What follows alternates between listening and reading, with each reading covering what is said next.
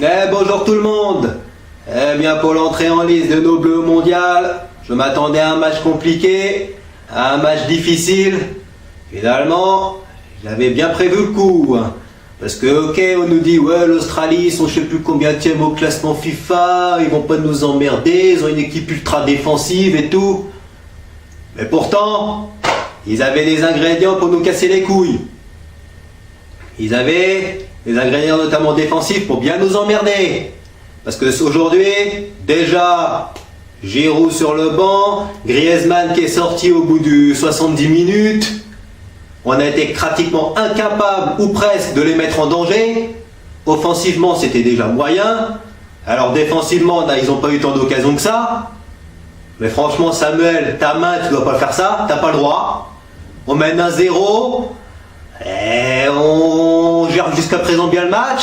Et qu'est-ce que tu nous fais? Tu nous fais une main de merde là, voilà, on concède un penalty, ils égalisent dans la foulée. Heureusement, on peut dire merci à Paul, merci à Pogba qui nous enlève une belle épine du pied. Parce que cet après-midi, c'était pas du tout une grande équipe de France qu'on a vue.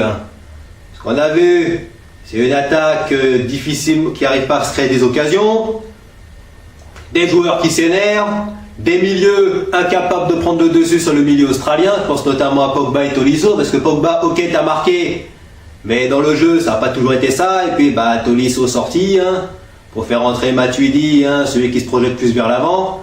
Bizarrement, c'est l'entrée de Giroud qui nous a permis de gagner le match, parce que c'est quand même lui qui est passeur sur le deuxième but.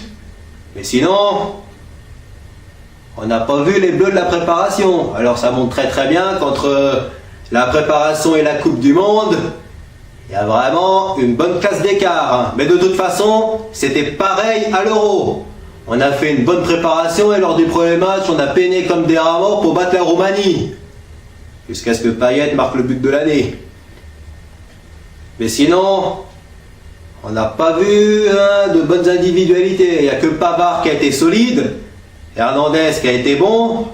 C'est vrai que c'est pas les titulaires habituels, puisque les deux Monégasques étaient pas là. Kanté qui nous a fait quelques petits gris-gris.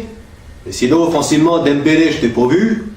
Mbappé, t'as fait 2-3 différences, mais alors le pire, ça a été la fin. On mène 2-1.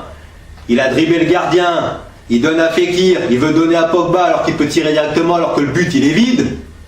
Il avait marqué, là au moins, on n'aurait pas eu à se taper de la souffrance. L'enfer. Au bout des 5 minutes additionnelles, parce qu'en plus de ça, on n'a pas été chanceux, 5 minutes de temps additionnel, ils auraient très un peu égalisé. Là, mine de rien, c'est un peu le copier-coller du match qu'on a fait en Bulgarie lors des éliminatoires. On n'a pas été flamboyant, mais défensivement, on a fait un match d'homme. On a été costaud, on a été solide. Mais il faut quand même bien préciser que l'Australie, c'était, sur le papier, l'adversaire le plus faible de la poule. Parce que le prochain match, ce sera le 21 contre le Pérou. Ce ne sera pas la même musique quand on va se retrouver devant les Guerreros, qui en plus de ça, ne devaient même pas jouer ce mondial. Il a fallu une batte de tractation pour qu'ils puissent, la suspension soit annulée. Devant les Guerreros, devant les Farfan, alors ok, il y a certains joueurs qui sont connus, ils jouent en Europe. Mais il faut faire attention, il ne faut pas réveiller les fantômes colombiens du mois de mars. Parce que visiblement, les équipes sud-américaines, c'est pas notre tasse de thé. Sauf que là, c'est pas un match amical, c'est la Coupe du Monde. Et si on gagne ce match, on peut très bien se qualifier. Ce qui fait que le match contre le Danemark, il comptera pour du beurre. Exactement comme il y a 4 ans au Brésil. Alors j'attends bien mieux de vous, messieurs les attaquants.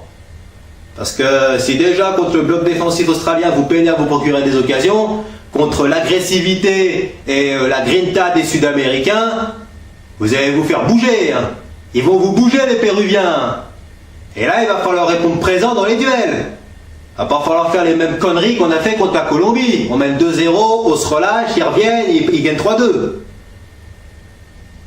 Il va falloir arrêter les conneries. Faut bien rentrer dans ce mondial, parce qu'on est donné comme l'un des principaux favoris, il va falloir côté de notre rang.